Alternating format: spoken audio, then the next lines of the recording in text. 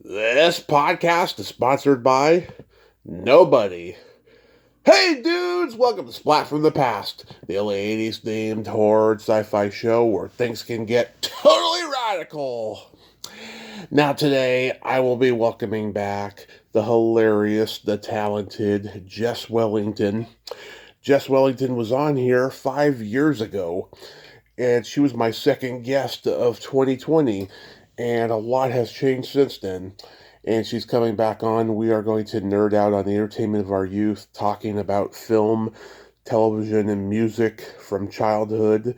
She's like a year younger than me, so this will probably be a very relatable conversation, and I cannot wait. I mean, Jess, she's one of the co-hosts of the Liars Club podcast on the Comedy Store YouTube channel, and she's a regular at the Comedy Store, and she performs, all over the place in comedy clubs. And she's absolutely hilarious. I love her laugh, and it's going to be great to have her back on today. A long overdue conversation, and we see each other on social media every day, so it's going to be awesome.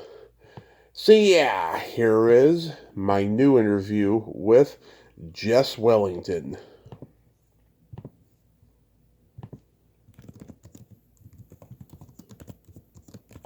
Hey Jess, welcome back. How the fuck are you? I'm good. How are you?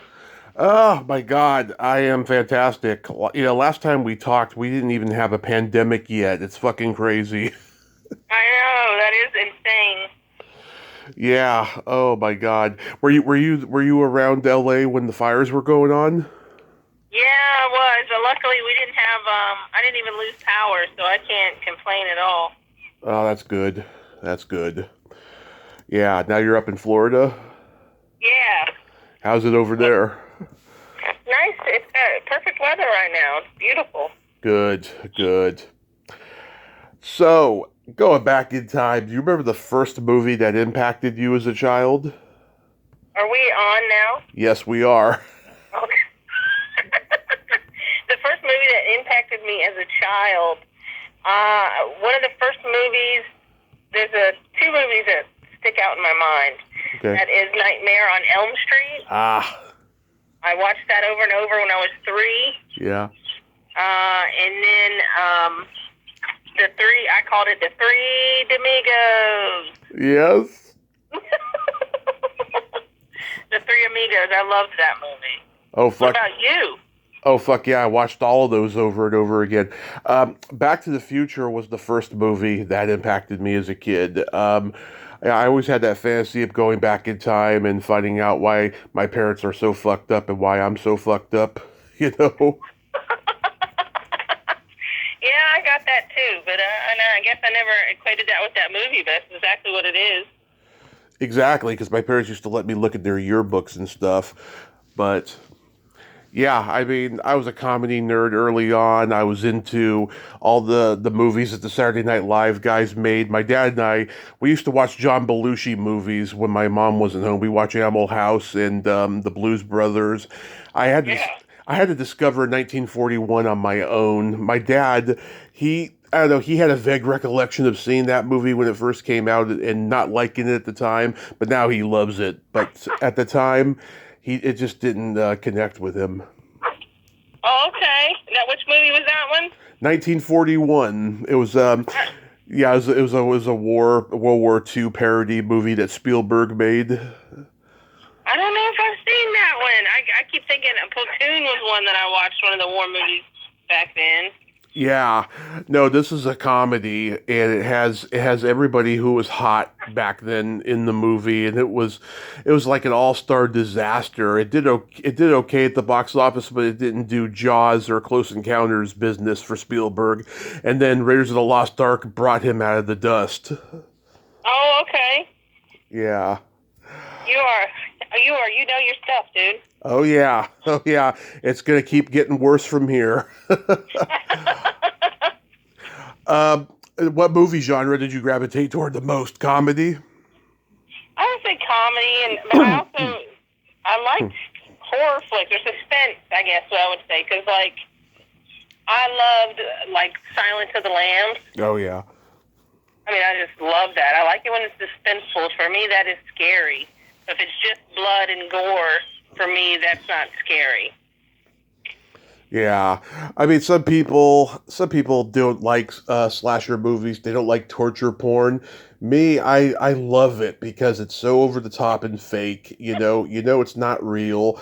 That's You, true. it's just something that I think is just it's interesting to see pulled off well when you're watching a horror movie.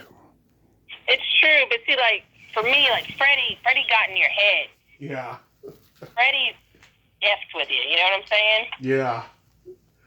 I was a Jason kid. Like when I was growing up, I loved the Friday the 13th movies, and I thought that they had the best looking girls in those movies, and just the kills were so freaking sadistic. I loved them.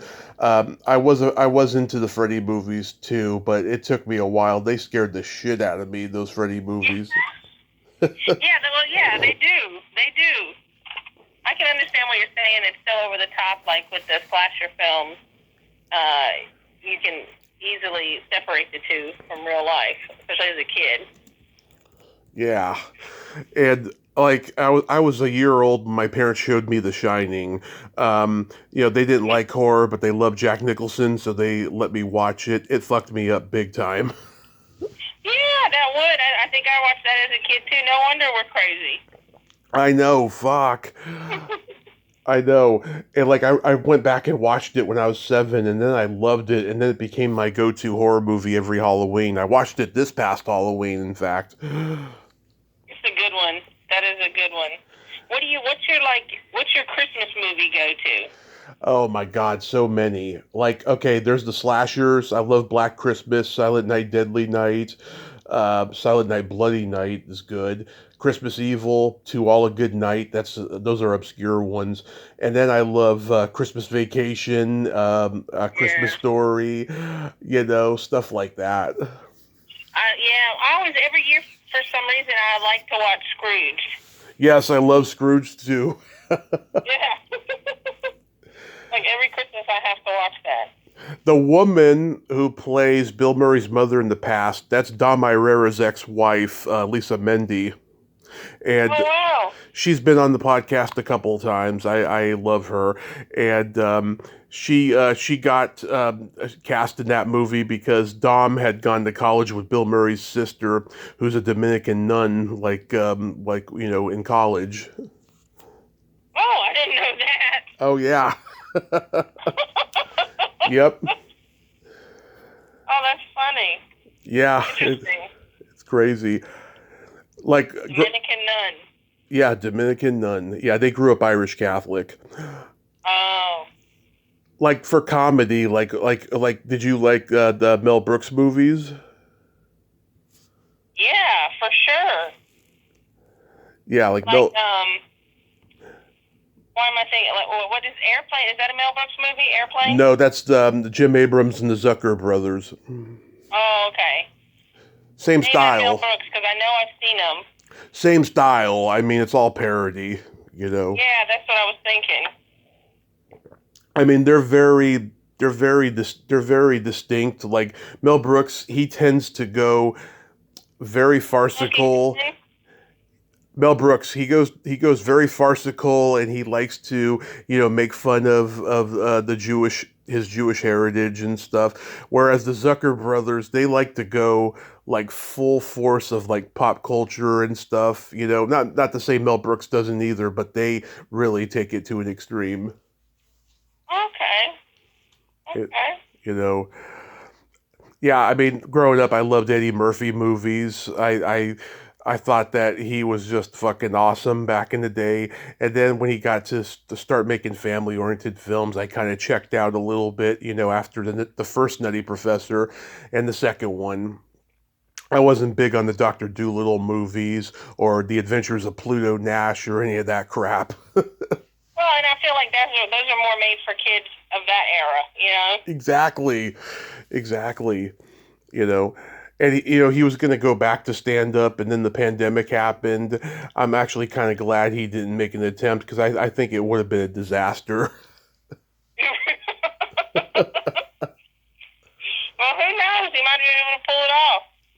I don't know. It's just back in 1983 when he did Delirious, it was just so raw, so specific for its time. It's just like, I think that too many people would want him to go back to that kind of era, and I just, he wouldn't be able to, I don't think. You can't. That's why it was in that era. It's a different era. Yeah. Yeah. You can't. That's a good point. You can't go back to that. Exactly. Yeah. I mean, there's things that he got away with that I don't think he'd get away with today. I know. And, I remember David Letterman was doing a week of late night shows in San Francisco in 1995. And Eddie was going on there to promote Vampire in Brooklyn. And the gay community was protesting. And he had to apologize for all the things that he said in his Delirious special about the gays in order to go to the show that night. Yeah.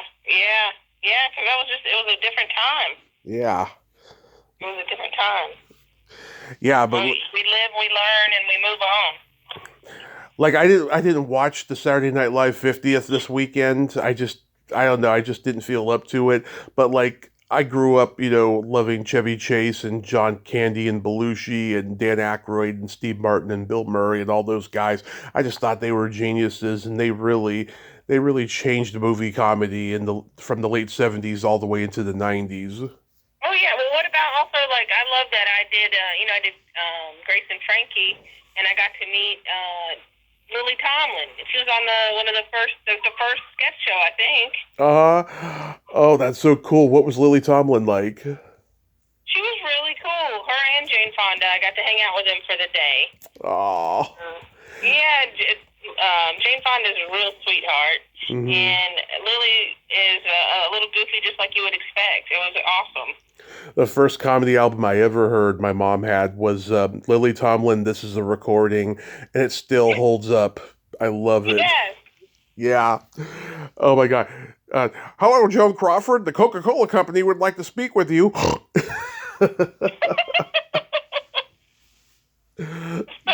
Classic. Oh. Classic. Good stuff. Yeah, and she was so cool.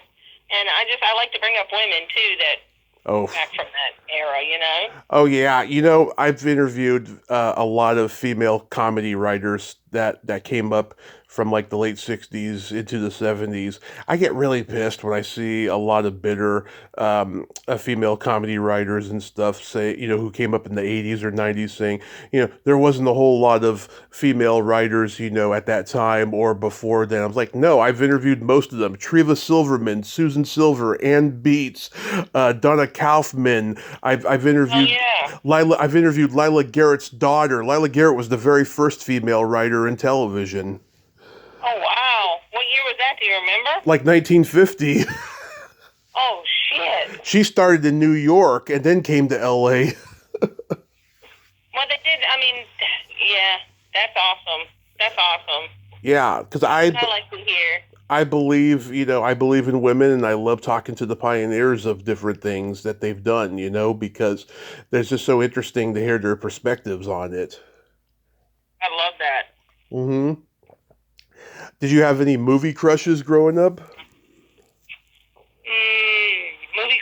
I will say my favorite movie of all time that I could just watch over and over, and I have the director's cut DVD, but I have nothing to play it on now, but I'm going to keep it always, is The Lost Boys. Yes! I got a story for you. Oh, my God. So back in 2013, I'm dating this dominatrix. And she comes over one night. She's never seen The Lost Boys, so we watch it. And we got all this pot. We got this big old bottle of red wine that I bought, And there's a moment near the end of the movie when it's revealed that Max is the head vampire, where Jamie Gertz is like, "You're the head vampire," and then he does this laugh. kind of laugh.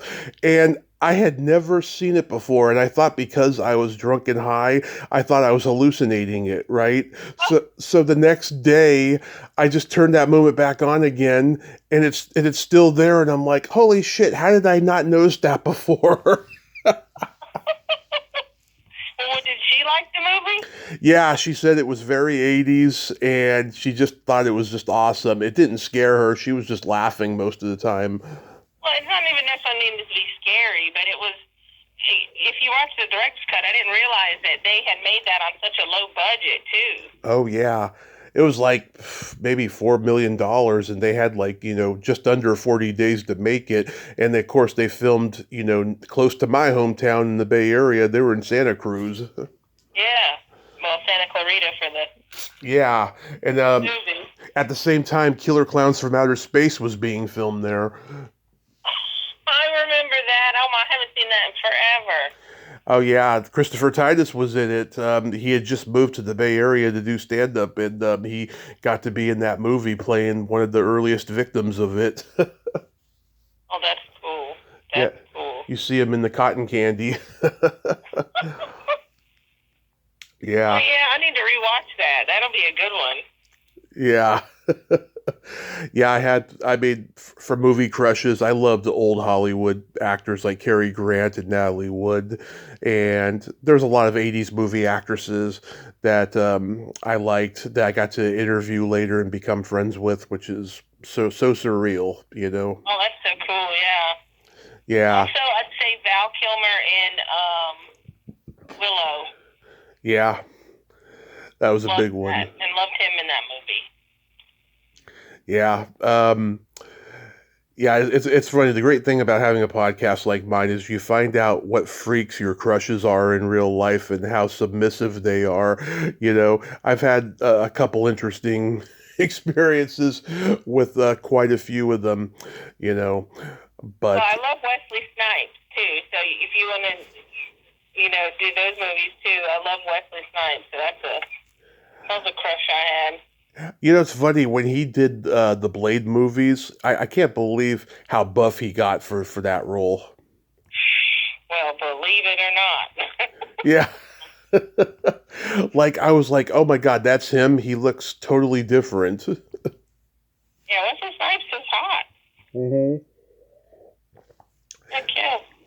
Yeah, when he did the Dolomite movie with Eddie, where he played D'Urville Martin, he really impressed me. I was like, oh my God, this is like a whole new level for Wesley Snipes because he's always more or less playing himself in movies, but this role, oh my God, I mean, he really embodied D'Urville Martin.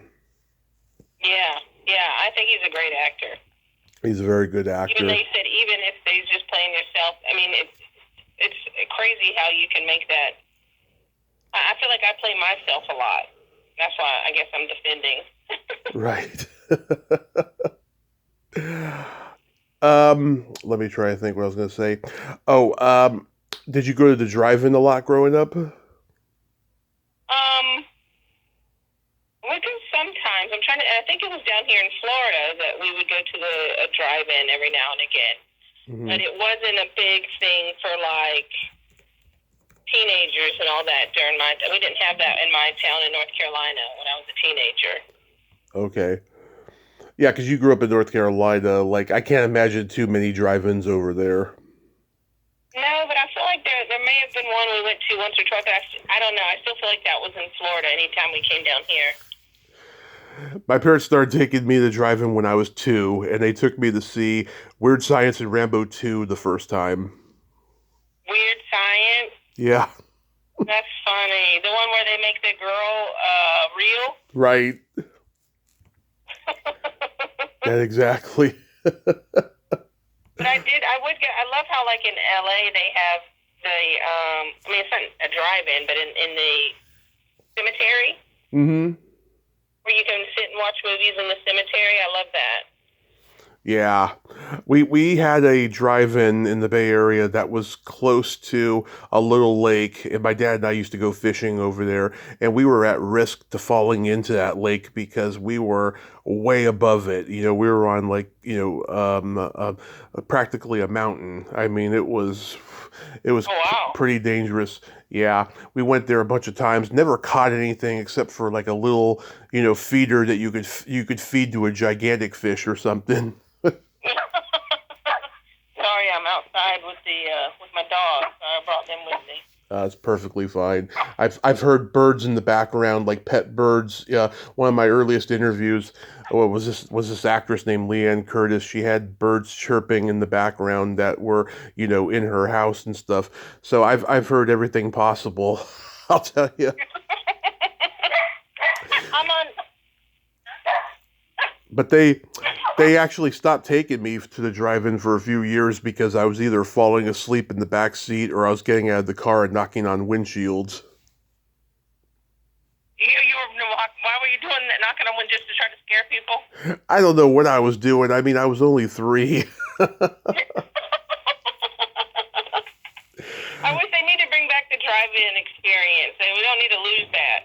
Yeah, well, we got one in San Jose that I'm aware of. I haven't been there. I'd like to go though because I'd like to see, you know, how it is and everything.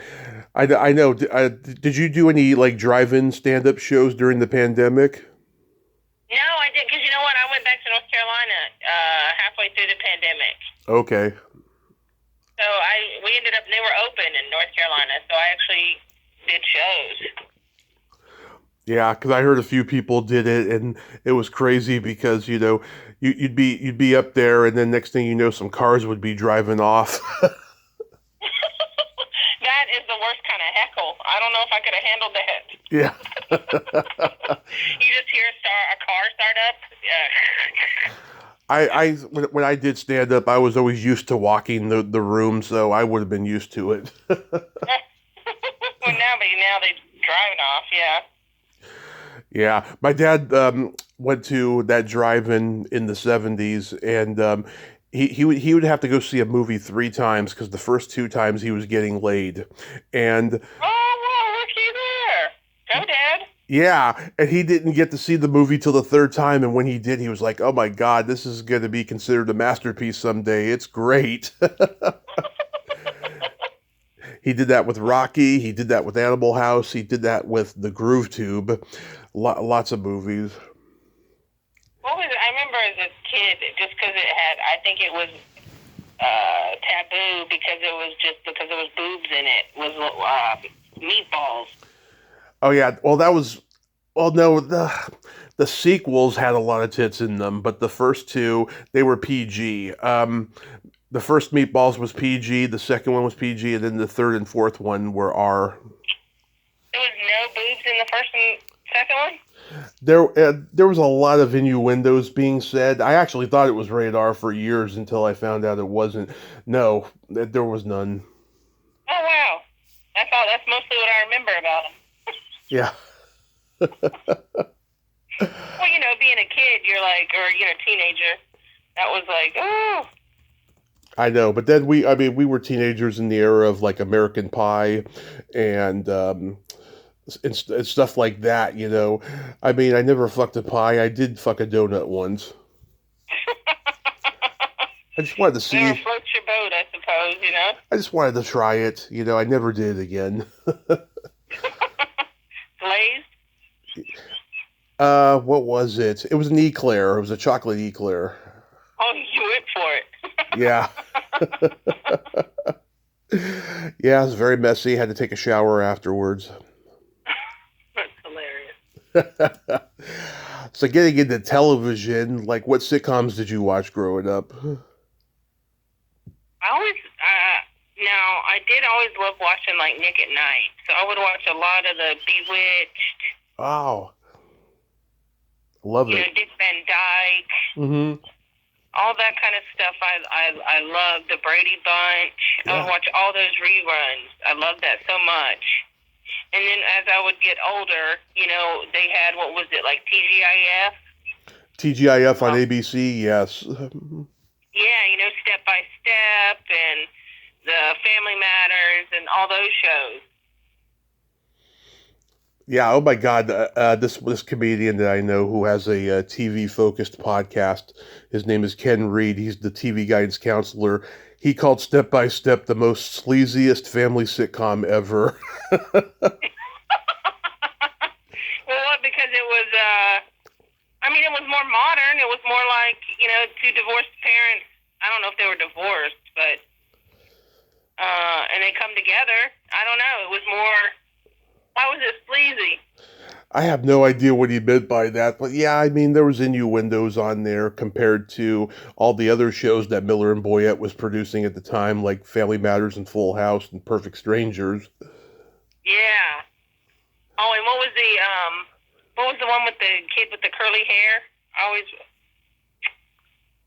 I don't know. Clarissa Explains It All. That was another one. Boy Meets World. Boy Meets World. Yeah, I loved that one. When you said curly hair, that was the only one I could think of. Yeah. Well, that and Screech maybe, but yeah, he wasn't the lead. Oh, Screech! Oh my God! Yeah, I was a big Saved by the Bell fan growing up. People ask me who was my favorite girl in that show. I'll take all of them. Yeah, they were all beautiful. Yeah. They really were. Oh my God! What's her name? The black girl, Lark Voorhees. She's done like autograph shows in recent years. Oh my God! You could tell that she was cracked out for a while. It's sad. Oh, really? Yeah, I've seen pictures. I saw some footage on YouTube. I was like, oh my God, that's sad. Well, we all go through shit, so hopefully she comes out the other side. Hopefully. But yeah, I was a Nick at Night kid. I mean, I used to watch. Do you remember? Okay, they had the monkeys on, Yeah. but they also had this talking monkeys show, Lancelot Link's Secret Chimp. Do you remember that? I don't think I remember that one. Well, they only did like 12 episodes, but they used to rerun them to death on Nick at Night in the early years, and I remember watching it over and over again with the monkeys on after it. I remember watching the monkeys. I don't know why that one's not popping out to me because I watched so much TV as a kid. Yeah. There was also like Mr. Ed, Mr. Ed. Green Acres. I loved all that shit. Mary Tyler Moore Show. Yes. Mork and Mindy. There. Mork and Mindy, yeah. Yeah, a huge Mork and Mindy kid growing up. I really truly idolized Robin when I discovered that show. I just loved seeing him in that space outfit and just being crazy like that. Just being silly. And in a nice, sometimes I just like silly comedy, Yeah. They used to have these Nick at Night Stars autograph shows, and me and my mom went when I was 7, and I met Paul Peterson from the Donna Reed Show, and I had him on the podcast back in December. The guy's health is not too good. He's not doing very well, but it was a fantastic interview, and I wish I had met more of those stars then, I mean, a bunch of them are still alive, and I've met several since, but like, the ones who died, after that, I wish I could have met and stuff. But yeah. the autograph shows weren't as big as they are now. Now it's like a whole cottage industry. Yeah, it is. That's how a lot of them make money now. Yeah. I watched Head of the Class. Married with Children was a favorite. Oh, Married with Children is a classic. Do you remember Unhappily Ever After? Yeah, with the bunny? Yeah, Mr. Floppy. Yeah. It was Bobcat. Yeah, I loved that. I forgot that it was him. I'm friends with Stephanie Hodge, and they gave her Mr. Floppy when the show ended. That was to make up for the fact that she got fired before the show was over. Yeah. Yeah. Well, I guess that's a consolation prize. Yep, she's got him in her garage, she said. Oh, that's hilarious. Yeah. With Children, I would have felt like is more. Well, what did that guy call Step by Step? Which one? What did you say? Some guy called Step by Step. Oh yeah, the sleaziest show. The sleaziest show. Yeah, you would think something like Married with Children would be a little more sleazy.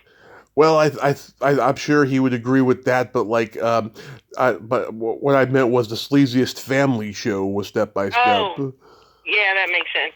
Yeah, that's what I think he was getting at. Did you watch Beavis and Butthead?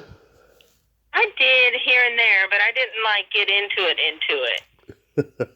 The day that I moved in with my mom, and the show ended was the happiest day in her life because when we were all living together, me and both my parents, my dad and I watched it and quoted it 24/7, and it drove my mom crazy. Yeah, I can imagine, because they don't even talk in full sentences. Yeah, and we saw Beavis and Butthead do America at the drive-in, and we fucking loved it. At the drive-in, you don't need to see Beavis and Butthead.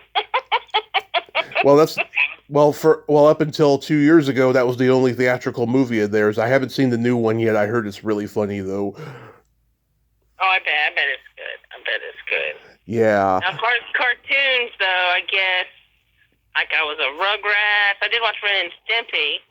I got into Ren and Stimpy later in my 20s, and I couldn't get over how dirty that show was for Nickelodeon. I'm shocked that it got on the air. If you go back, I guess there is a lot like that. You're like, how did that even get through? But again, like we're talking about, different era. Yeah, I have no idea. But yeah, Ren and Stimpy, and like it was kind of like South Park adjacent in a way. It kind of was. I would agree with that. Yeah. Description, yeah. It's funny, I've never consistently watched South Park as years gone by, but here and there I've caught some funny episodes that are just laugh out loud hilarious, like the one where Kanye West is the gay fish. I haven't seen that. Oh, when Kanye was what was it, convicted or whatever or so, a year or two ago, I posted the picture of him fucking the fish on Facebook, and it got so many laughs. Oh, I bet. I have to watch that. I got to go back and go watch that one. Yeah, he's like for character. He's like fucking a whale or something. Oh, jeez. It was a funny episode. Did you watch Alf? Oh, I had an Alf birthday cake, sir. Really? Yeah, I did. I forget one of my stepmom is here. I should ask her. She knows. She got the cake for me. But yeah, I loved Alf, the alien that lives in the house. Yep. Yeah. It's funny, he looks like a character that a Nazi drew, He's got that gigantic nose, and he talks like an old Jewish Borscht Belt comedian, which I loved. That's what drew me to him. I just loved how he would just make these one-liners. And I'm like, the only thing missing from these jokes are rim shots. You know what? That's it. You say that like it's kind of funny. I never thought about it like American Dad, kind of same kind of concept with him having an alien in the house. Right. But they didn't have a real like it was, it wasn't a cartoon. It made it much better with the puppet. I interviewed the kid, on the boy on the show, Benji Gregory, before he died. He was, he was fucked up. I don't know what happened to him in his life, but he had mental issues, and it was tough working on that show because the technology of puppetry was such at that time that, it was a lot of waiting around. They didn't film that show in front of a live audience because it would have drove the audience crazy if they did. So they did it, on a stage without an audience. They had laugh tracks added later, but it was a lot of work. They had to reposition the puppet a lot and stuff. I didn't know that. Yeah, it was. I thought like everything was pretty much taped in front of a live audience. Oh yeah. The sitcoms, but I didn't know that. Oh yeah, and Max Wright, who played Willie Tanner, he got frustrated one day and he literally tried to strangle the puppet. Oh God. It was. I could see that happening. It was like near the end of the show too. Yeah, and they refused to be in the mid-90s reboot TV movie that was on. They absolutely refused. I mean, it was a traumatic experience for all involved. I'm sorry that a puppet was so traumatic for everybody, but on my end, I didn't know anything was. I loved it. Yeah, I mean, it was perfect when everything was put together and everything, but yeah, it was. Didn't he always eat 8 cats, didn't he? Well, that's what he said, but he never actually ate a cat. He ended up being friends with one of the cats. He tried to hypnotize the family cat and say, "When you wake up, you will be a bagel." You got a great memory, dude. Oh yeah. It's funny sometimes, I'll go and watch stuff I hadn't seen in years and I'll forget that certain lines are coming out of people's mouths, but then there's some that I'll say before they do. Yeah. Yeah, it's a gift to have, I guess. Did you watch the Simpsons? Yeah, I love The Simpsons. The That was a big one. the first 9 or 10 years of that show I loved, but then since then I think it's become too meta and too fiction based. That I would agree. I was gonna say I didn't know all the ins and outs like you were saying, but I was gonna say the same thing. Like at the beginning, I loved The Simpsons, but because they have new episodes now, don't they? Oh yeah, I mean the show has never stopped. It's kept going for 36 years now. Yeah, I'm not into the ones now. Really, I've watched a few, and it's just like this isn't the same. The last episode I watched in its entirety was when Mark Maron was on there. Oh, okay. In 2019, they did an episode where Krusty the Clown is on WTF, and he's telling him this story, and then the rest of the episode is that story, and it's hilariously funny. I mean, it's like an actual WTF episode when you see the two of them in his garage. It's a really funny episode. Yeah, I just think that now it's just become too fan fiction-y, and a lot of the episodes in those early years were based on the writer's personal experiences and stuff, and just now, I'm sure stuff that's written on there now is based on their experience, but it's just, it's not something I can relate to. I was gonna say, yeah, we probably just don't relate as much. Yeah, The Simpsons, you think it's like nostalgic. That was a big thing. absolutely. Did you watch the Babysitter's Club or Encyclopedia Brown? I don't know Encyclopedia Brown is, but I think I watched the Babysitters Club. I know I at least read some of their books. Another one on that same time frame was Ghost Rider. Oh yes. Well, oh yeah, I remember Ghost Rider. In fact, they did an episode of Encyclopedia Brown that had a Ghost Rider plot, but not the actual Ghost Rider. It was just a cowboy that was a ghost. Yeah, because I watched that one. I remember watching Ghost Rider all the time. Mm-hmm. Yeah, the Babysitter's Club and Encyclopedia Brown, they were two hit shows for kids on HBO, and they both got canceled after one season, and it's bizarre what happened. I have some inside baseball as to how that happened. The Babysitter's Club got canceled because the girls on the show grew during season hiatus, and then they just completely canceled the show because they were afraid that if they went with these girls, all grown up since the first season, or replaced them, then they would be in a comfort zone. So they just canceled the show and reran every episode a million times until Disney bought them. Well, no wonder I didn't get into it that much. Yeah.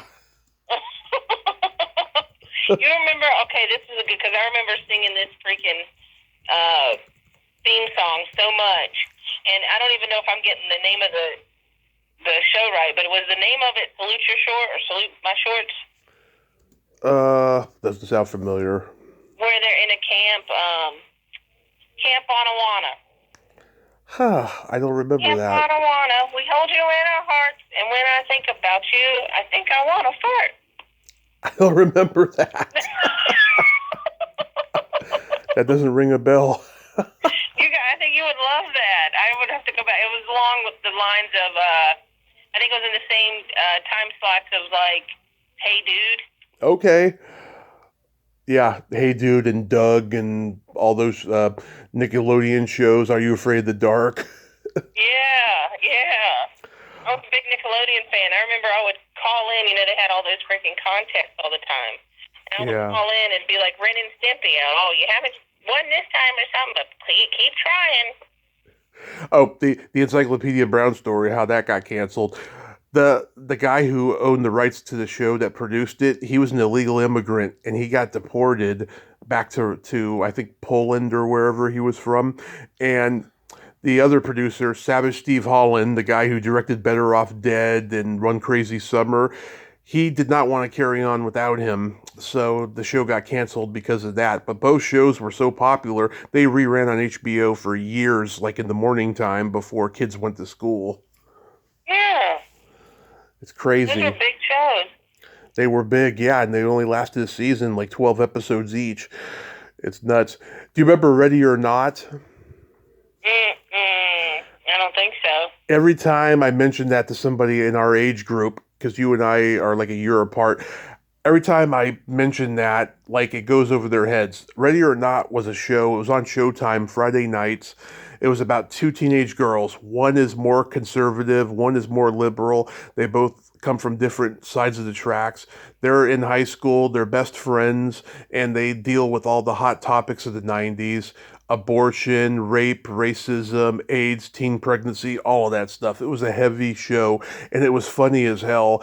And when they got bought by Disney Channel to play this and Babysitter's Club back to back, they chopped up all the risque language and all the sexual situations, and it just wasn't the same anymore. Yeah, I didn't know, but I don't think we had Showtime. That's probably why. Probably, and it was a Canadian series too. Oh, okay. I'll have to look into that. I like that they were bringing up. It was like the Euphoria of today. Yeah, it was like it was like a teen soap opera, and it was a half-hour show. Well, what was the one with the girl with the red bob? I loved her hair. Everybody wanted red hair after that. Red Bob. I don't know. I don't know either. I'm horrible with bringing up names and stuff. I don't know. I watched An Evening at the Improv and Caroline's Comedy Hour and Comedy on the Road when I was a kid, all the stand-up, showcase shows. Did you watch a lot of those? I watched a lot of Def Comedy Jam. I watched a little bit of it. I remember when Bernie Mac became a star from it. All the guys before him are bombing, and then he goes out there and says, "I ain't afraid of you motherfuckers," and then he became a star. Yeah, and he had his face on his pants. Yeah. I love Bernie Mac. Yeah, I remember watching that stuff. I watched a lot of that growing up, in Hamburger and all of those, and Quack, what was his name? God. Oh, Earthquake? There's Earthquake, but Shooky Shooky Quack Quack now. Those are guys that did that. I don't even remember his name now. Well, let's see. Russell Simmons was the producer of Def Comedy Jam. Yeah, I remember him always coming on the end, and I thought that was classy as a kid. Do you remember around 2006 there was White Boys in the Hood on Showtime? Yeah. I love that one. Oh my God. Honest John? Yes, he was always on Def Comedy Jam. Yeah. Oh my God, that guy's hilarious. I wonder how he's doing now. Now that everything's is getting so politically correct now in comedy. I don't know. I thought we had him actually on our show.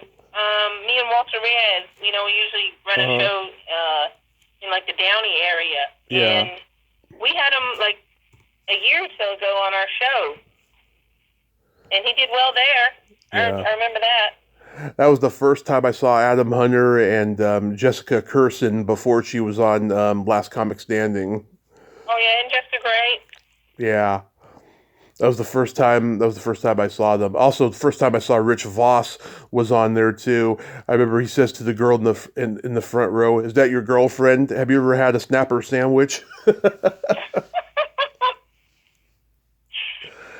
I have that on tape. I have all the episodes of that show on tape. Oh wow, on tape? Yeah, I got. Love that. I collect VHS. I got like old movies on VHS, a whole collection, my own video store really, and I got a lot of homemade tapes I kept too. Don't you miss that? Like I really do miss Friday night. Your parents get off work, you order a pizza, and you go and you pick up the pizza, and you go next door and you go to the Blockbuster and you pick out your videos for the night. Mm-hmm. I just miss that. I think, kids don't, you don't have that, like, family time or whatever anymore. No, I don't know what the hell they're doing nowadays.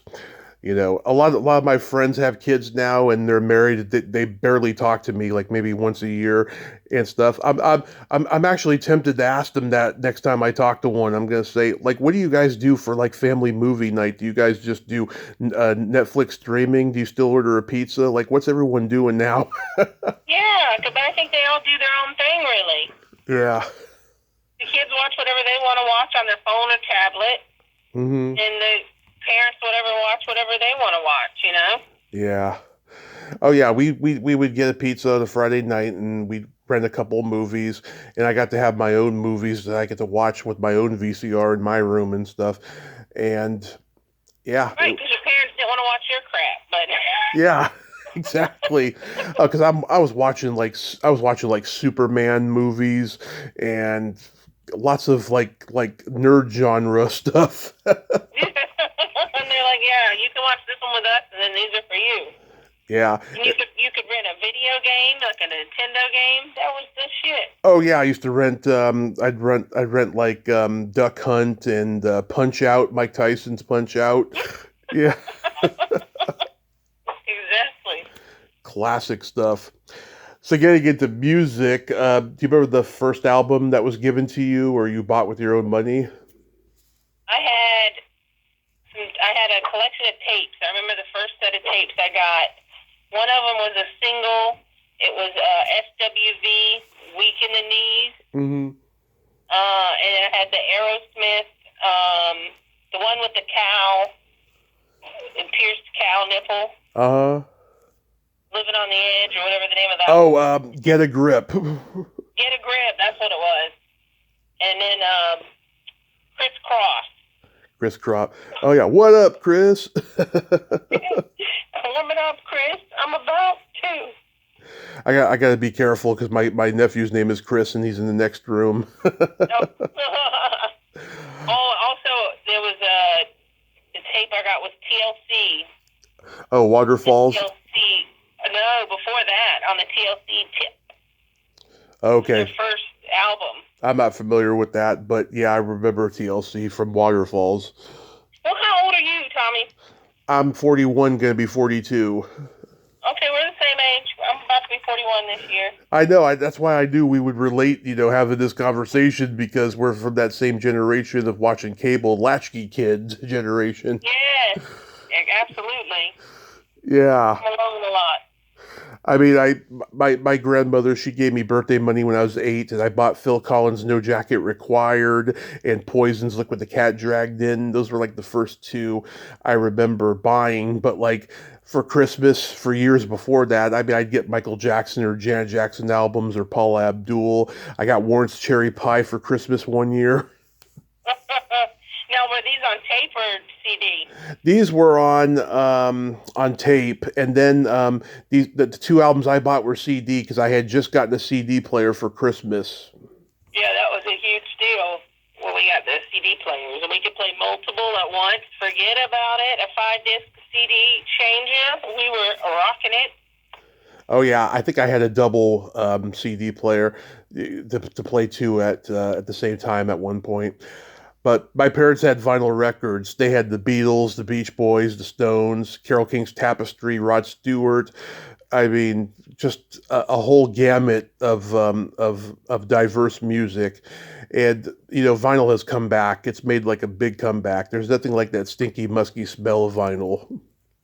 It has made a big comeback. It really has. Yeah.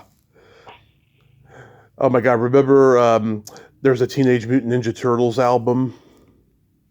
Oh my! I loved the Teenage Mutant Ninja Turtles. I had that video game too. Speaking of that, on Nintendo, that was a good game. Yeah, I had that on cassette. I had Joey Lawrence's album. Joey Lawrence, Excellent for Blossom. Yep, when he did Nothing My Love Can't Fix. I had that. Oh, that's taking me back. Oh yeah, my dad took me to see the movie Cop and a Half, and I heard the song at the end. And I was like, I gotta have that album. I gotta have that. That's the one thing I love about The Lost Boys is the soundtrack on that. Oh yeah, I talked to the guy. I've talked to the guy who sings "Cry Little Sister" and the guy who does "I Still Believe." I've interviewed both of them, and they're Song just guy? let's see, G Mac he did "Cry Little Sister" and Timmy Capello did "I Still Believe." Oh yeah, see that's good music on that.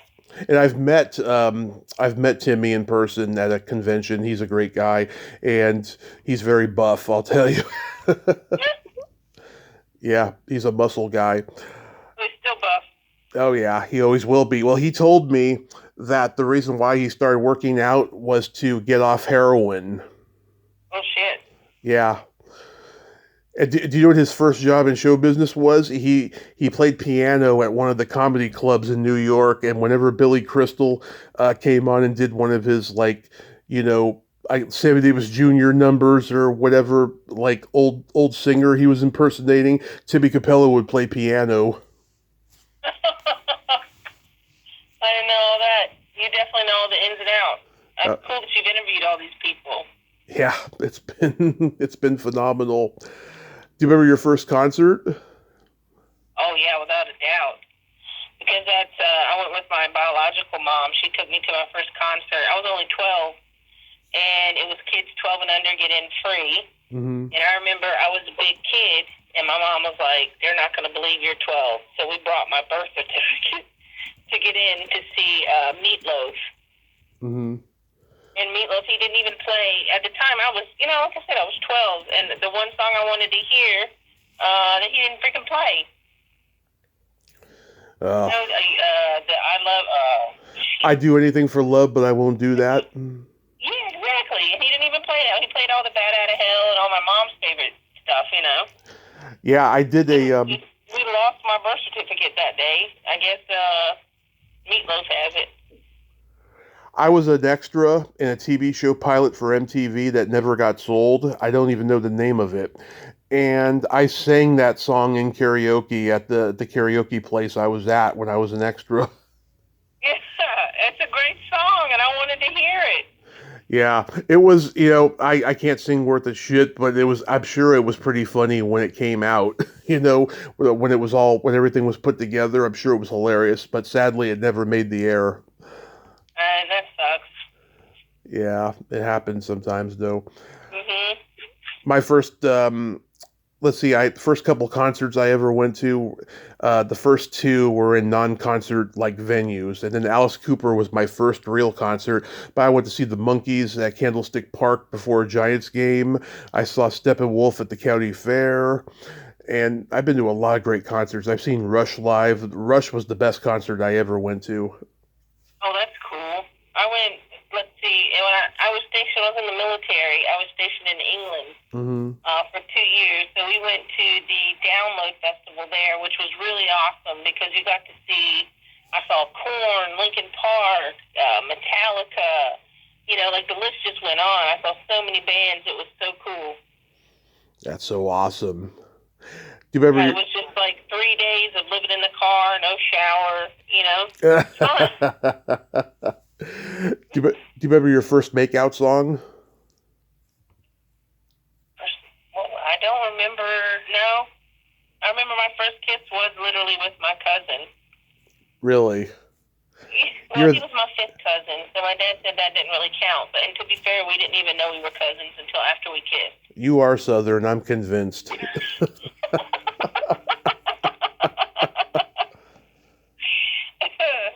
Yeah, so I always thought I have that joke. I'm like, people say I'm white trash, and there's a lot of rumors about us, like we kiss our cousins and shit like that. But I want you guys to know, I didn't fucking know it was my cousin. Okay. Well, my first makeout song was with not a cousin, and it was Janet Jackson's "Love Will Never Do Without You." Oh, look at you! I was 12 years old, and it led to my first finger bang. Oh, That's special, well, Jess. that's the important part. There, you got to second base. Yes, that's special. Very special. Did you play a lot of board games growing up? We would play played board games some. Not a lot. I remember I had Mousetrap. I don't know why I loved that thing. Mousetrap. I remember that game. Yeah. And Splat. It was just with a bunch of Play-Doh, and you would splat it like it was a bug. Oh yeah, Play-Doh. Yeah, I remember we played Clue, Sorry, Game of Life, Battleship, Operation, Candyland. I never understood Candyland. I never understood why anybody liked it. It was a girl game. It's definitely a girl game, but I'm with you on that because it was all just like it's kind of like Uno where it's just up to chance. Yeah. Twister.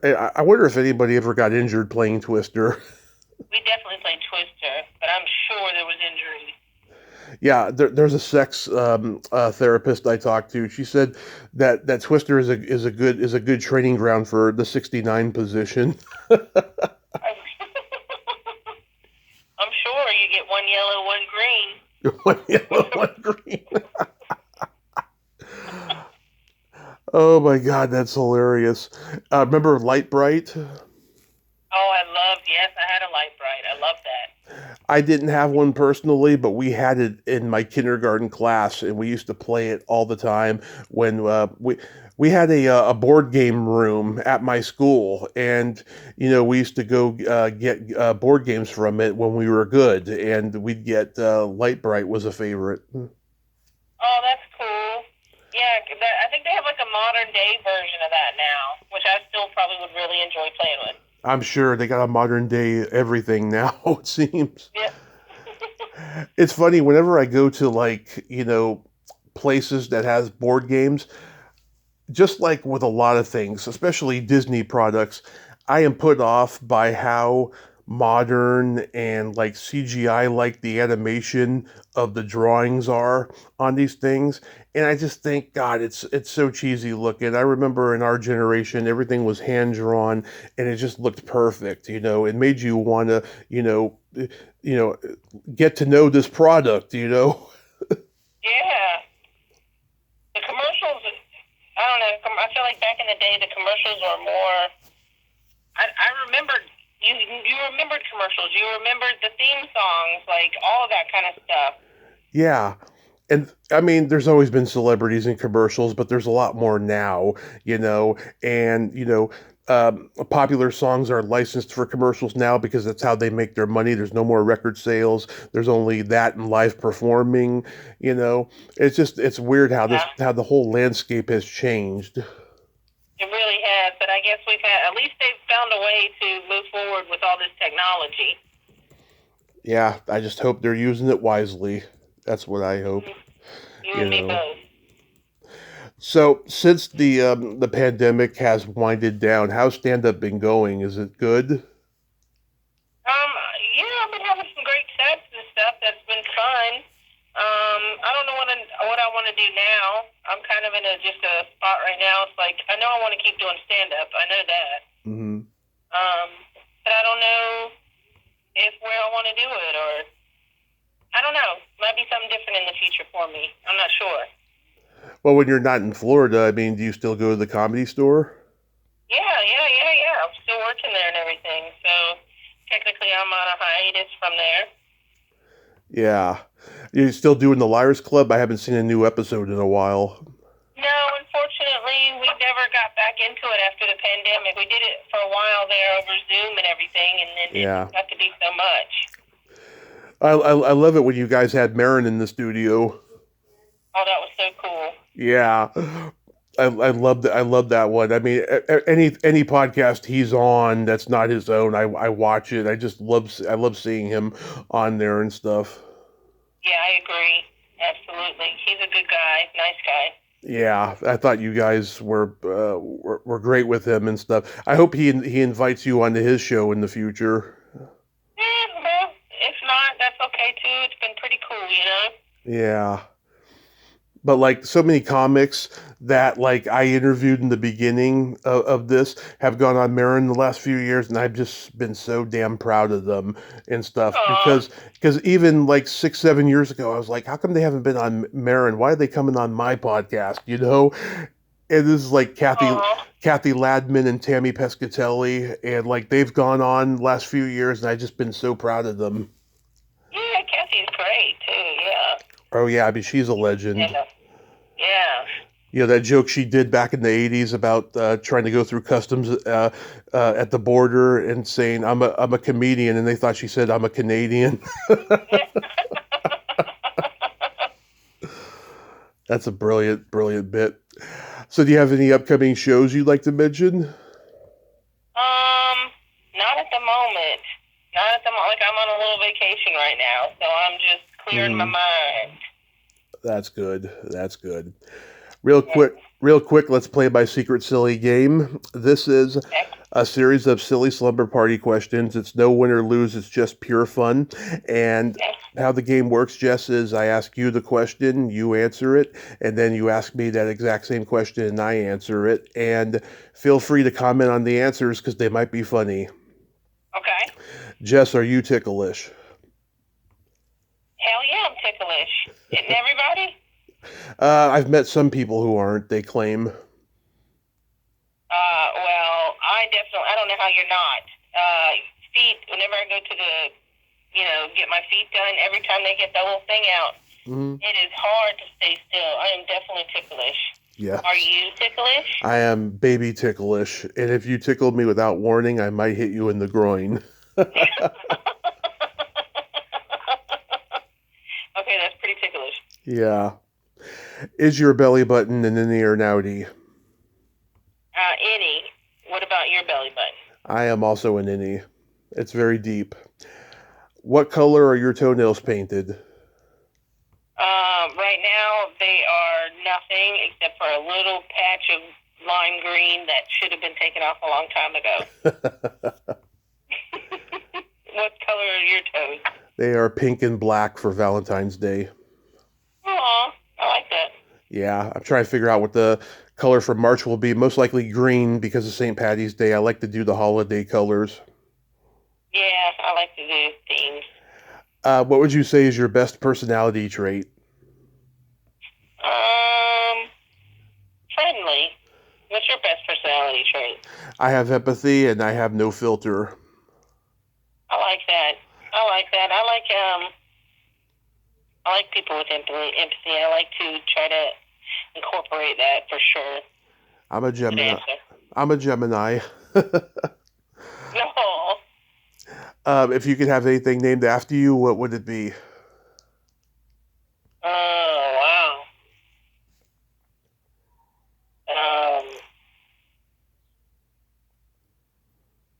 That's a tough one. I don't know if I want something named after me.